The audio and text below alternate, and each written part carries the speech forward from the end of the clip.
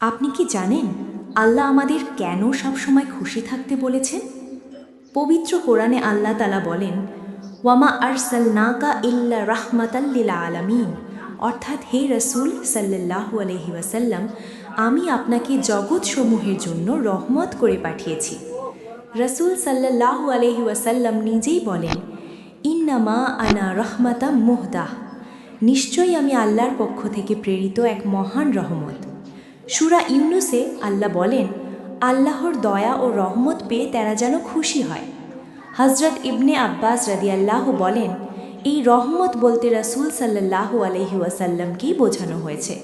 সুতরাং রাসূল সাল্লাল্লাহু আলাইহি ওয়াসাল্লামকে রহমত হিসেবে পাওয়াই আমাদের সবচেয়ে বড় নেয়ামত। আর তাই মুমিনের উচিত সদা সর্বদা খুশি থাকা। এই ভিডিও ভালো লাগলে হৃদয় দিন আর আরও ইসলামিক শর্টস পেতে ফলো করুন।